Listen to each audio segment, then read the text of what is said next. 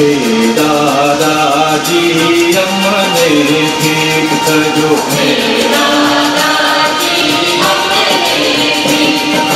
જ્યારે જેઠ में જેવા જેવું હોય ત્યારે,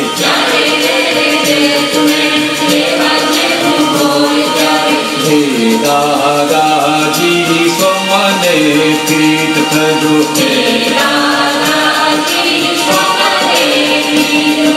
કોઈનો એ રૂપ જોઈ ચિત્ત ચકરાય ત્યારે,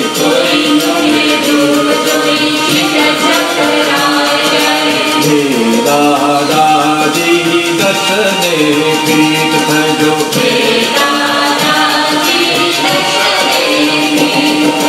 માયા કેરા મૃગ જડી ભરમાવાની વેળા તાણે,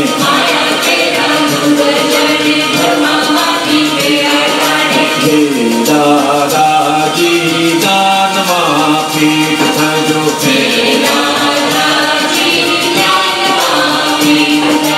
અનુકૂળ સંયોગોમાં લપસણી ભૂમિકાએ,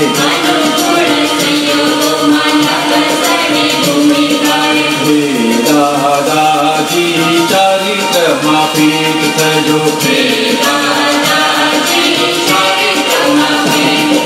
પ્રતિકૂળ વિષમતામાં જગત નિર્દોષ દેખું,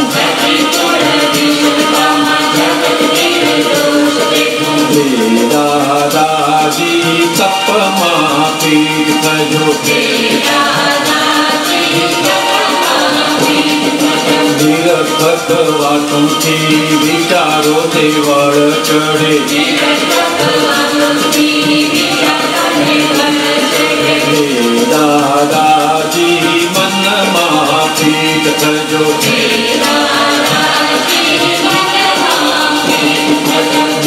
ગંધ આવે નહીં નિર્ણય ન થાય ત્યારે, હે દાદાજી બુદ્ધિમાં પીઠ થજો, પરજાતિ પ્રત્યે કુદરતી મનને,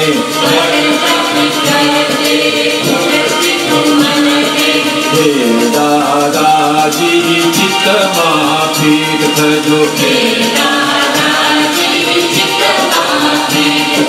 પ્રિય સત્સંગમાં અજ્ઞાત અટકાવે ત્યારે, હે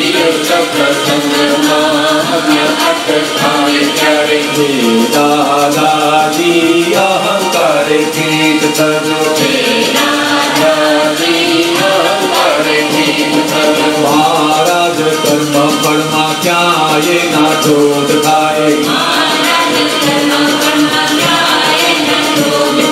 હે દાદાજી હૃદયમાં પીઠ થજો,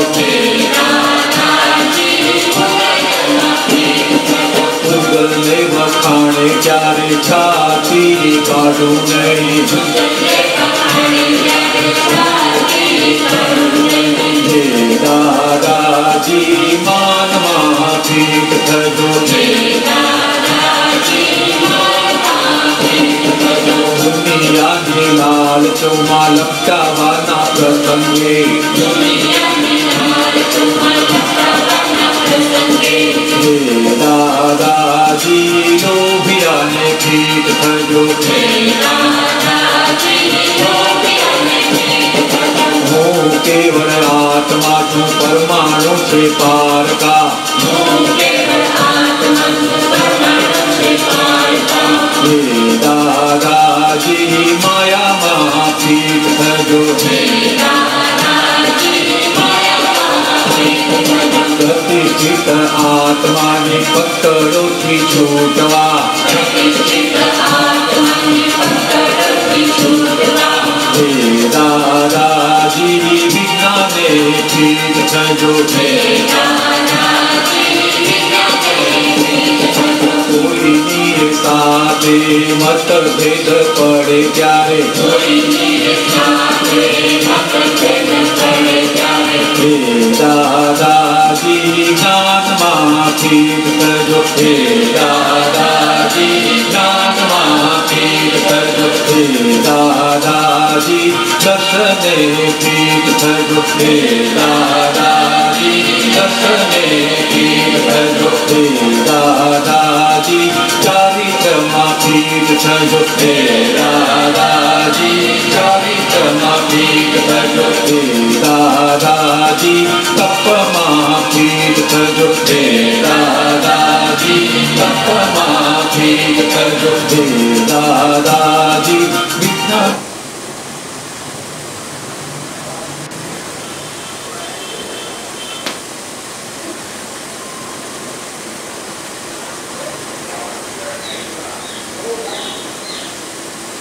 जय सच्चिदानंद। खूब सुंदर कविराजनु पद सांभळ्युं। जय सच्चिदानंद। दादाजी એટલે કે દાદા ભગવાનનું જે વિજ્ઞાન સ્વરૂપ છે એ આપણને જ્ઞાન, દર્શન, ચારિત્ર, તપ, લોભ, માન આ બધાની અંદર કેવી રીતે ફિટ થવું એનું ખૂબ સુંદર પદ આપણે સાંભળ્યું। સત્સંગની અંદર આવતા હોઈએ ત્યારે અજ્ઞા શક્તિ બતાવે આપણને કે હવે આજે તો બહુ કામ હતું એટલે થાકી ગયા છે એટલે આજે થોડો આરામ કરી લઈએ, પછી કાલે બીજો સત્સંગ હશે એમાં આપણે જોડાઈશું। એટલે અહંકારની અંદર પેલી અજ્ઞા શક્તિ તરફ કહી દે કે આજે બંધ રાખવા। ત્યાં આગળ દાદાજી આપણને ફિટ થાય એટલે શું તો કે જ્ઞાન ફિટ થાય। કયો તો કે આજનો જે સમય છે એ કાલે ક્યાંને દીઠી છે પછી અને આપણે અંદર બતાવીએ આપણા અહંકારને કે વ્યવહારના કામ માટે કેટલી બધી તું તત્પરતા રાખે છે, તો આ સત્સંગના કામ માટે, સત્સંગ સમજવા માટે આટલા ઉત્તમ સંજોગો મળતા હોય તો શા માટે આપણી એટલી તત્પરતા ના રાખી? એટલે અહંકારની અંદર જેટલું વ્યવહારનું ઇમ્પોર્ટન્સ છે એનું કારણ પેલી અજ્ઞા શક્તિના કારણે એટલું જ ઇમ્પોર્ટન્સ, એથી પણ વધારે ઇમ્પોર્ટન્સ હવે જેમ સત્સંગનું મુકાય એમ પેલું અહંકારની અંદર દાદાજી ફિટ થઈ જવા જોઈએ। એટલે આ મન, બુદ્ધિ, ચિત્ત અને અહંકાર બધાની અંદર આપણને દાદાજી ફિટ થાય એટલે શું તો કે દાદા ભગવાનનું જે જ્ઞાન છે એ આપણને એ સંજોગોની અંદર બરાબર ફિટ રહે। ખૂબ સુંદર પદ સાંભળ્યું આપણે। મહાત્માઓએ મને વોટ્સઅપ ઉપર થોડાક પ્રશ્નો અને દાદા ભગવાનની વાણી અંદર મૂકેલી છે અને એમણે અંડરલાઈન કરીને આપેલી છે એ બાબતો એમને સમજવી છે, તો આપણે થોડીક એ બાબતો પણ લઈએ અને તમારામાંથી કોઈને જો પ્રશ્ન હોય તો જરૂર આપણે એની પણ વાત કરતા જઈશું।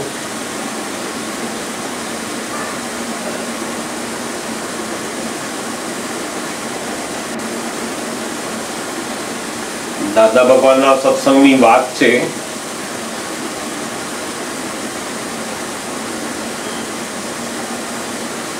એનું આગળનું જે પેજ છે એ આની અંદર નથી અને એમાં એવી વાત લાગે છે કે દાદા ભગવાન પાસે જે મહાત્માઓ આપતા પુત્રો જે સેવામાં હતા એમાં ઘણી વાર કોઈ સંપત્તિ હોય અથવા કોઈ એવી વ્યક્તિ હોય અથવા કોઈ એક આપતા પુત્ર બીજા આપતા પુત્રને કંઈક બહાર કાઢી મૂકે કે તમે બહાર બેસો હમણાં, એટલે બધા લોકો પૂછે કે આમાં કોનો દોષ છે? એ જે વાર્તાલાપ છે એ આની અંદર જોવા મળે છે આપણને. આ એનું બેકગ્રાઉન્ડ છે અને દાદા ભગવાન અહીંયા એ સત્સંગની વાતચીત ચાલી રહી છે. એમાં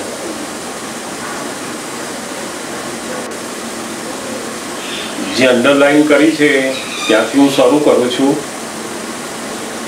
જેને કાઢી મૂક્યો છે ને એનો જ દોષ, પછી આપણે વાત કરીએ તો મૂર્ખા જ કહેવાઈએ ને. ઘણીવાર એમની રૂમની અંદર સત્સંગ હોય અથવા તો કોઈક સેવા હોય, એમને નવડાવવાના,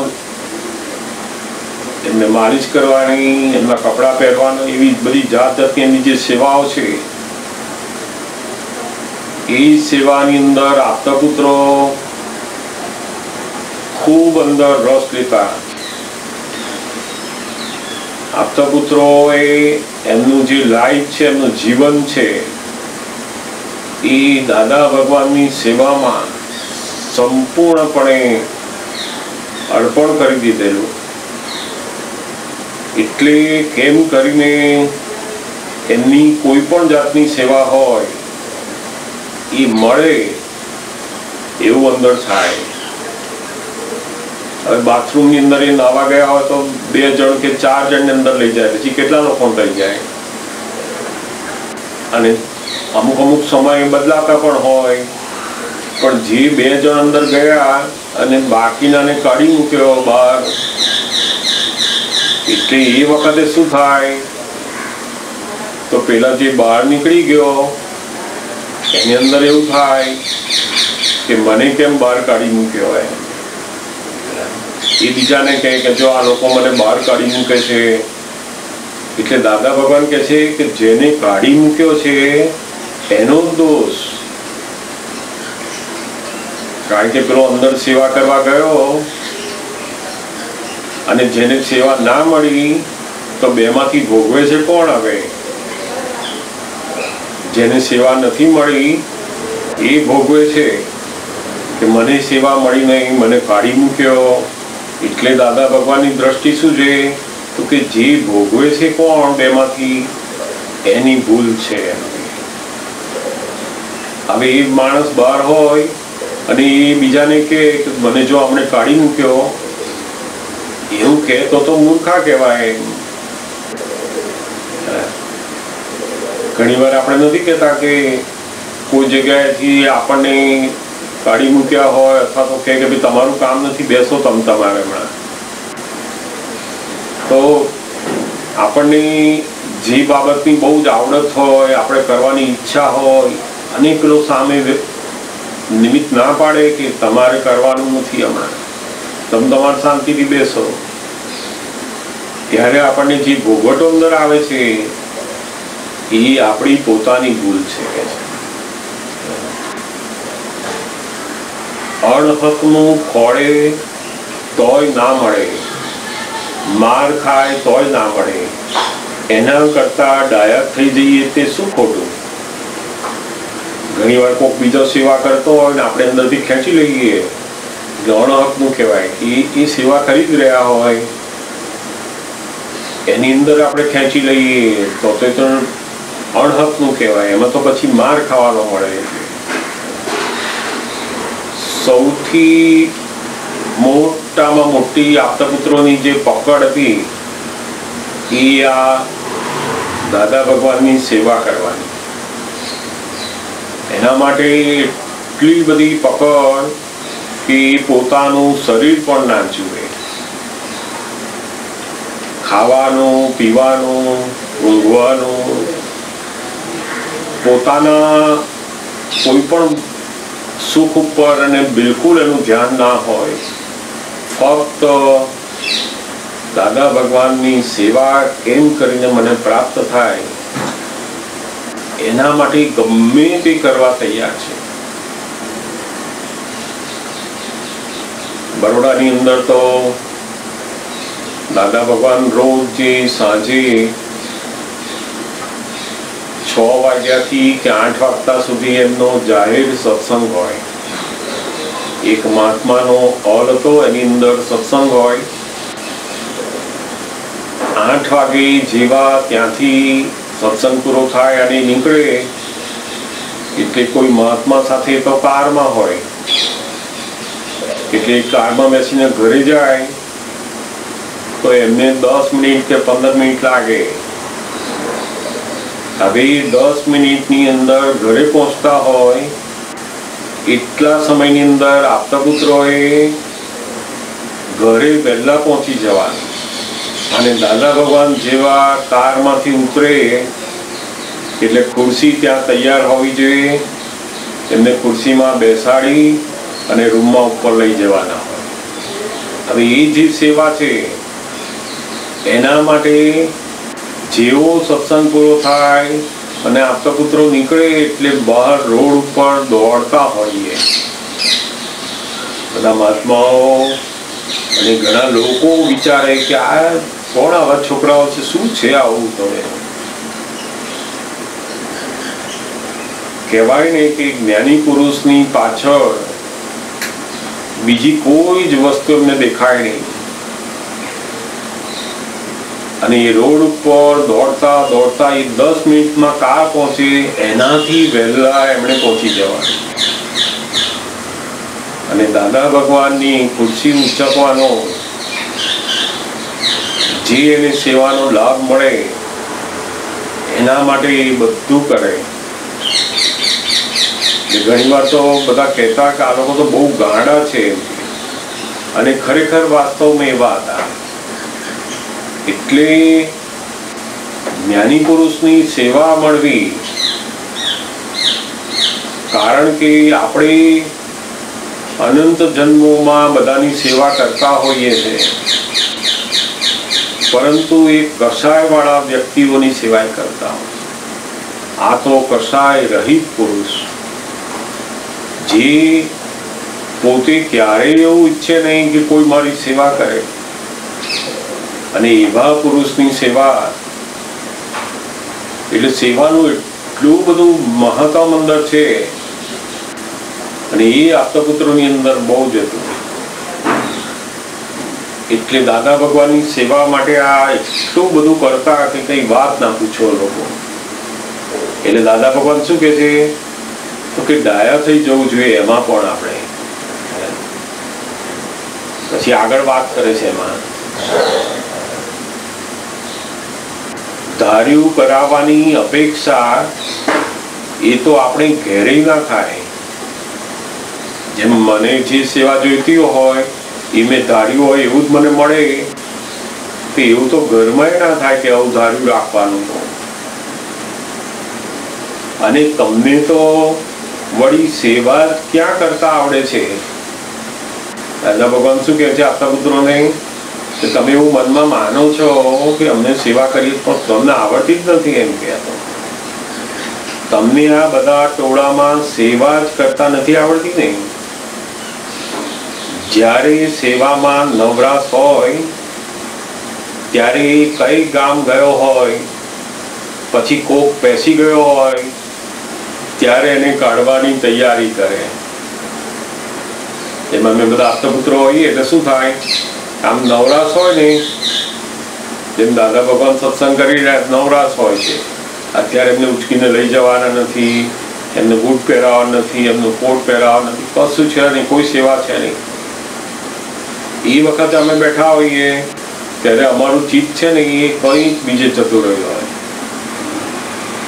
એટલે દાદા ભગવાન અહીંયા એ સમજાવે છે અમને કે આ જયારે નવરાશ હોય છે ત્યારે તો તમે કઈ ગામ જતા રહો છો, અને પછી પાછું તમારી જાગૃતિ રહેતી નથી ત્યાં આગળ.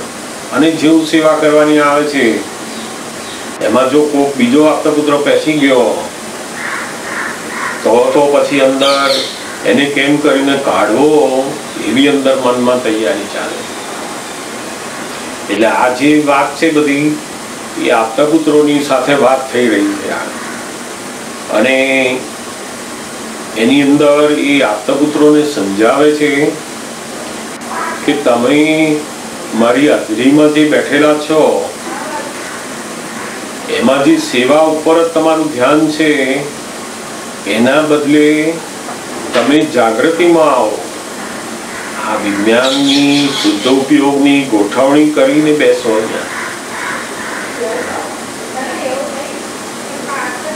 બીજું આગળ છે પ્રશ્ન કરતા પણ દાદા ટકરાવવું ના જોઈએ ને. હવે આગળ ઘણી વાર શું થાય કે કોઈ આપતા પુત્ર જોડે, કોઈ મહાત્મા જોડે આ બધું સેવા કરવાનું હોય ને એમાં પછી ટકરામણ થાય કોઈની જોડે. પાછું જેના ઘરે દાદા ભગવાન ઉતર્યા હોય એ માણસો જોડે, કોઈ સંપત્તિ જોડે અથવા કોઈ મહાત્મા આવ્યો હોય તો કોઈ કેવો હોય તો એની જોડે ટકરામણ થાય. બધું આવું બધું ચાલ્યા કરે. એટલે એ પ્રશ્ન કરતા પૂછે કે દાદા ટકરાવું તો ના જોઈએ ને. તો દાદાશ્રી કહે છે ટકરાય છે એ તો સ્વભાવ છે. ત્યાં માલ એવો ભરી લાવ્યા છે એટલે એવું થાય છે. જો એવો માલ ના લાવ્યા હોત તેવું ના થાય. એટલે આપણે સમજી લેવું કે આ ભાઈની આવી આદત જ છે એવું આપણે જાણવું. એટલે પછી આપણને અસર નહીં કરે. કારણ કે આદત વાળાની અને આપણે આપણા વાળા. હવે આદત એ આદત વાળાની એટલે શું? તો કે આપણે જ્ઞાન લીધું, આપણને બધી સમજ છે, પણ પ્રકૃતિ જે છે ને એની બધી આદતો હોય. અમુક વસ્તુ અમુક રીતે મૂકવાની, અમુક લેવાની, કોક આવ્યું તો કેવી રીતના બેસવાનું, બધી જાત જાતની આદતો પ્રકૃતિની સારી આદતો હોય અને ખરાબ આદતો હોય. કોઈ વાતો કરતા હોય એની વચ્ચે બોલવાની, કોઈને સલાહ આપવાની, બધી જાત જાતની આદતો પડેલી હોય. એટલે એમ કે આ આદત એ આદત વાળાની એટલે કે પ્રકૃતિની છે અને આપણે આપણા વાળા. આપણે એટલે કોણ? તો કે આપણે હવે શુદ્ધાત્મા એ આપણા વાળા છે.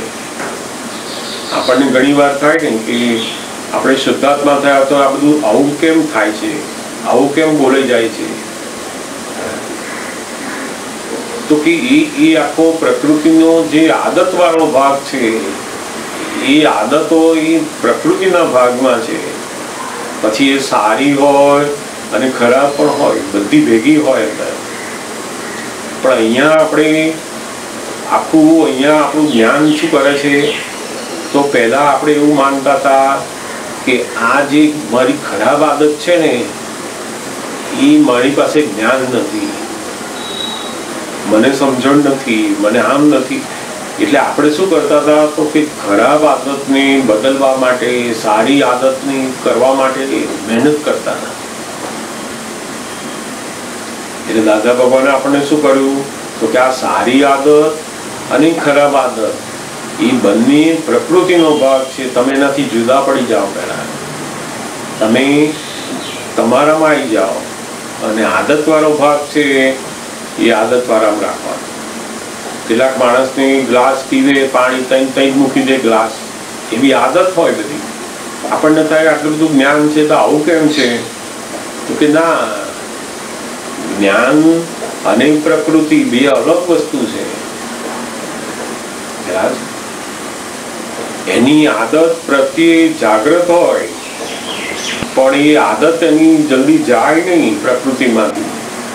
જાગૃતિ હોય એનામાં કે આ આદત સારી છે, નથી સારી. કોઈકને દુઃખ થાય એવી આદતો હોય તો પ્રતિક્રમણ કરે, એ બધું હોય. પણ પેલો આદત વાળો જે ભાગ છે પ્રકૃતિનો, એને જતા વાર લાગે. ધીમે ધીમે ધીમે ધીમે કરીને જાય. એટલે પછી તેનો નિકાલ થઈ જાય.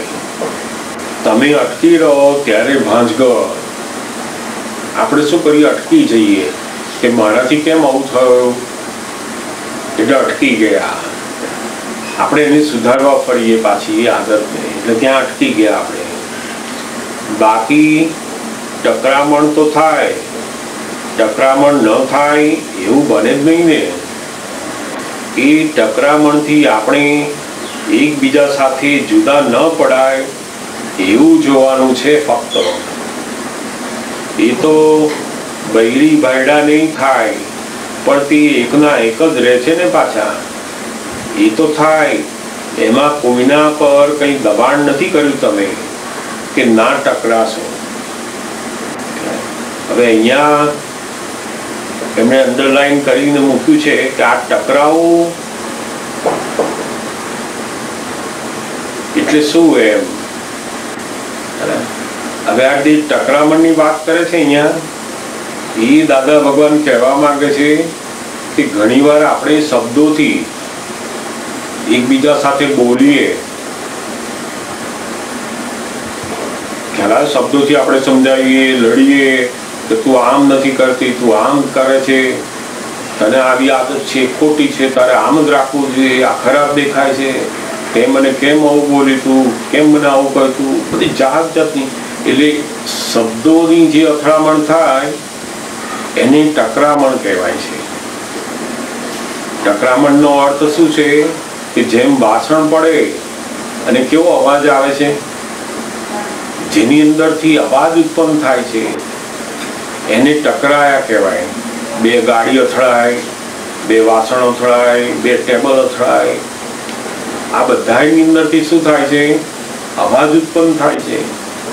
એવું આ શબ્દો, એકબીજાના શબ્દોની જે અથડામણ થાય ને એને ટકરામણ કહેવાય છે. અને જ્યારે વ્યૂ પોઈન્ટની અલગ પડે બેના, એને અથડામણ કહેવાય છે. આ બહુ સમજવા જેવું છે અંદર કે દાદા ભગવાન દરેક વસ્તુનો એપ્રોપ્રિએટ શબ્દ, એમના એક એક શબ્દની પાછળ એમનું અદ્ભુત દર્શન રહેલું છે. જ્યાં અથડામણ કે ત્યાં અથડામણ છે, જ્યાં ટકરામણ કે છે ત્યાં ટકરામણ છે. એટલે ઘણી વાર નહીં, પતિ પત્ની વચ્ચે પણ એવી ટકરામણ રોજ ચાલતી હોય. તારે શાક અહીંયાથી લેવું જોઈએ, આમ કરવું જોઈએ, આને ત્યાં જવાનું જ નહીં, એ બધી બૂમાબૂમ ચાલતી જ હોય. તે કામવાળાને આવું કહેવાનું હતું, આ કેમ કહ્યું, આટલા વાગે કહ્યું હોત તો આમ થાત ને. પણ બધી જાત જાતની ટકરામણ શબ્દોની ચાલતી હોય, પણ એ લોકોના મન જલ્દી જુદા પડે નહીં. મોટા ભાગે આવી જીવનની અંદર બધી ટકરામણ બાળકો સાથે, પતિ પત્ની સાથે, અમુક અમુક એવી જગ્યાઓ પર બધી ટકરામણ થતી હોય, પણ એમાં એકબીજાના જે મન છે એ જલ્દી જુદા ના પડે ત્યાં સુધી બધો વ્યવહાર ચાલ્યા કરે. અને જો આ ટકરામણ થતા થતા થતા અહંકાર ઉપર આવી જાય બંને જણા, ત્યાર પછી પેલું મન જુદું પડી જાય કે મને તારી જોડે ફાવતું નથી આવે.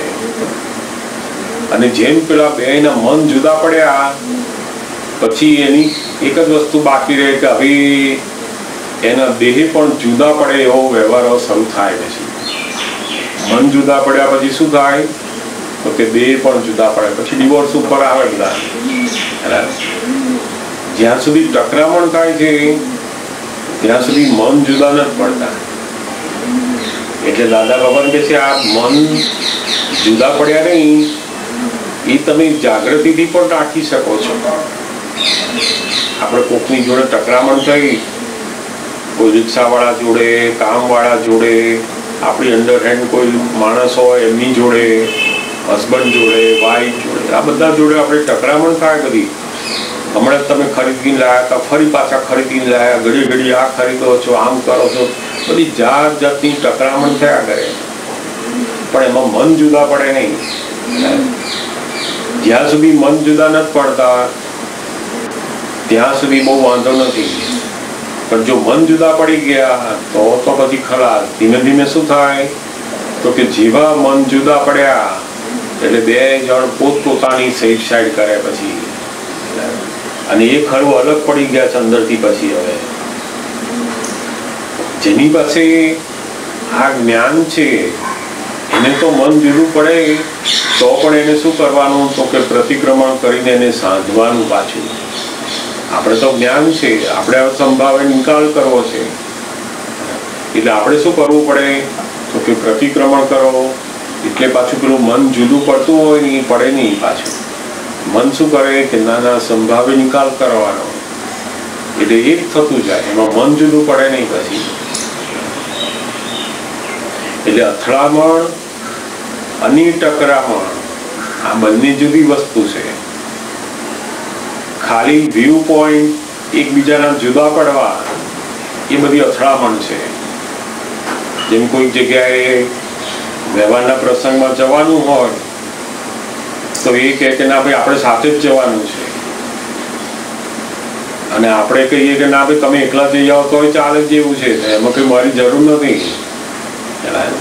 એટલે હવે આ બંનેના વ્યૂ પોઈન્ટ જુદા પડ્યા, પણ એની ટકરામણ ના થાય. બોલાચાલ ટકરામણ ક્યારે કહેવાય, તો પછી બોલે કે જો તમારે ત્યાં જવાનું હતું ત્યારે મને જોડે લઈને ગયા હતા, ત્યાં બધે જોડે જવાય છે, અહીંયા નથી અવાતું, એટલે પેલા પછી બોલે, પછી ટકરામણ ઉપર આવે. જ્યાં સુધી પેલા વ્યૂ પોઈન્ટ ઉપર જુદું પડે છે ત્યાં સુધી અથડામણ છે. એટલે દાદા ભગવાન શું કહે છે, તમારે તો હવે અંદર જાગૃતિ ઉત્પન્ન થઈ. જાગૃતિ શું કરશે, તો કે તરત જ જેવો વ્યૂ પોઈન્ટ જુદો પડે ને એટલે તમારે સંભાવે નિકાલમાં આવશો તમે, કે ભાઈ આનો સંભાવે નિકાલ કરો. હવે આ ફાઇલ થઈ, આપણો વ્યૂ પોઈન્ટ જુદો તો પડે છે અત્યારે, કે ભાઈ આ એક જ વ્યવહારમાં તમે એકલા જાઓ તો ચાલે એવું જ છે, મને આવવાની કંઈ જરૂર નથી, મારે પણ બીજો પ્રોગ્રામ છે, મારું બધું કામ છે. પણ છતાંય જ્યારે સામે એવું કહે કે ના ના તમારે આવવાનું જ છે, તમે ના આવો તો ના ચાલે, હું કઈ નથી જવાની એકલી, એટલે હવે ફાઇલ ઊભી થઈ ત્યાં. એટલે આપણી જે આજ્ઞાની જાગૃતિ ત્યાં અહીં ઊભી રહે, એટલે પેલું અથડામણને ટાળી દે. આખું વ્યૂ પોઈન્ટ તો જુદો જ છે, પણ અથડામણ થઈ નહીં, પછી આપણે એડજસ્ટ થઈ ગયા. સમજાયું ને? આ બહુ સુંદર વાત છે અંદર દાદા ભગવાનની, કે જે ટકરામણ અને અથડામણ બંને પોતાની અજાગૃતિનું જ આખું પરિણામ છે. આ ટકરામણ એ તો વધારે પડતી અજાગૃતિ કહેવાય, જ્યારે અથડામણ એ પણ અજાગૃતિનું પરિણામ છે. એટલે દાદા ભગવાન કહે ને, અમારે તો હીરાબા સાથે અમારી જિંદગીમાં એક જ વખત મતભેદ પડેલો, પછી ક્યારેય અમારે મતભેદ પડ્યો નથી. બંનેના વ્યૂ જુદા હોય પણ એવું રાખે કે જેથી મતભેદ થાય નહીં. એવું ના થાય કે તમારો વ્યૂ આવો અને મારો વ્યૂ આવો, તમારે જે કરવું એ કરો, મારે જે કરવું એ હું કરું, એ તો બે અલગ પડી ગયા. આજની સમયની અંદર મોટા ભાગના જે બુદ્ધિશાળી માણસો છે એમાં દરેક જણ પોતે પોતાના વ્યૂ પોઈન્ટ પ્રમાણે, પોતાની સમજણ પ્રમાણે જીવન જીવવું, અને એમાં બીજાની સાથે જીવવાનું આવે છે ત્યાં એને બહુ જ અઘરું લાગે છે. એનું કારણ શું, તો કે છે આ જે એડજસ્ટમેન્ટ લેવાની જે શક્તિઓ છે, પોતાનો જે વ્યૂ પોઈન્ટ છે એને બીજા સાથે એડજસ્ટ થવું એ બહુ અઘરી વસ્તુ છે. કારણ કે એમાં એનો પોતાનો જે અહંકાર છે એ એને છોડતો નથી. કારણ કે અહંકારને શું છે, હું જ સાચું માનું છું, પોતાનું જ સાચવવા, પોતાના વ્યવહારનું, પોતાની સમજણનું બધું સાચવવાનું એ ગોઠવે છે. એટલે દાદા ભગવાન કહે, આજના કાળમાં તો ખાલી વ્યવહારમાં જો આટલું જ્ઞાન હોય ને કે બીજાના વ્યૂ પોઈન્ટ સાથે એડજસ્ટ થવું, આટલું જ જો જ્ઞાન હોય તો જીવન એકદમ સુખદાયી થઈ જાય એની મેળે જ. પછી તે પતિ પત્ની સાથે હોય, બાળકો સાથે હોય, ઓફિસોમાં હોય, કોઈ પણ જગ્યાએ હોય, પણ વ્યવહારમાં જો આટલું જ જ્ઞાન અને સમજ પડી ગઈ તો બિલકુલ એ અથડામણ વગરનું જીવન જીવી શકે. અને એ કહેતા ને કે જો અથડામણ વગર તમે જીવન જીવ્યા તો તમારે જ્ઞાનીની પણ જરૂર નથી. તમે અથડામણ વગરનું જીવન જીવશો તો આપમેળે મોક્ષે જશો. એટલી બધી શક્તિ છે આમાં.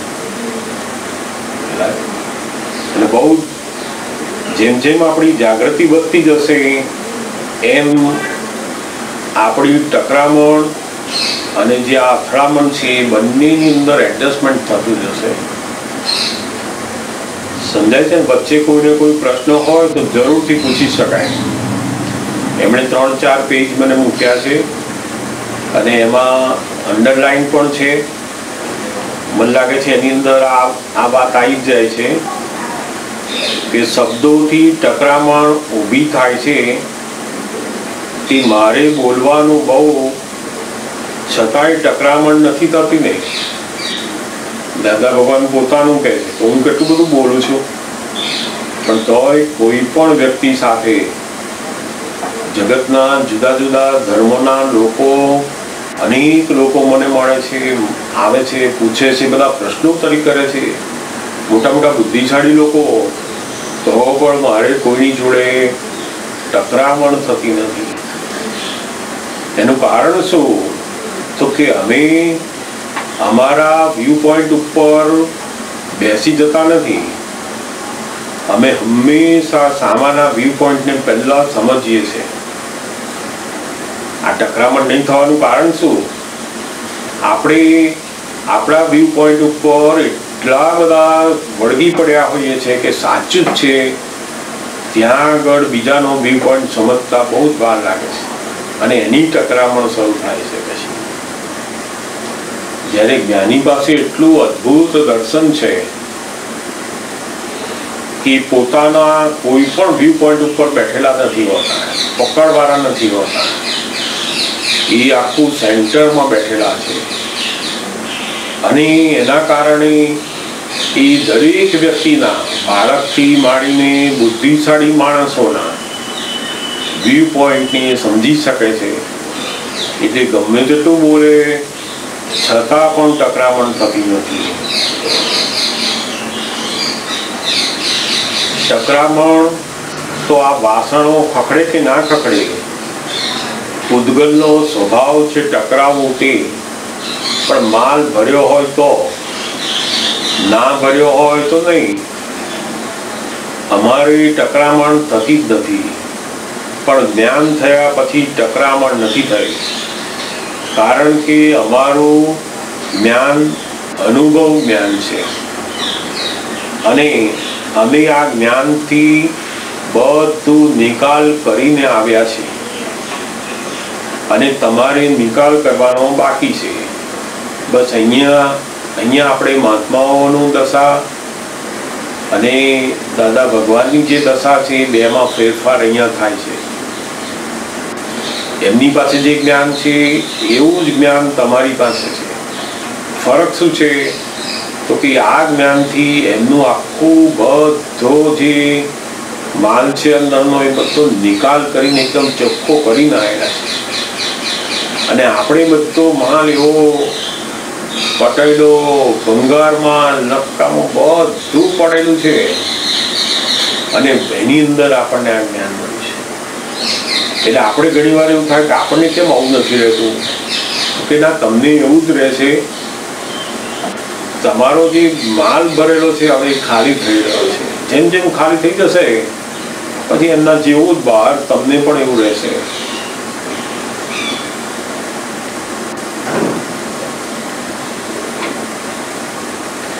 ડખો ના થાય કે કોઈની જોડે ડખો દખલ ના થાય. અગર તો આપણી જાતને પણ ડખો ના થાય એ જોઈ લે એટલે પ્રગતિ થઈ છે. કોઈની જોડે ડખો થઈ ગયો તો બગડ્યું.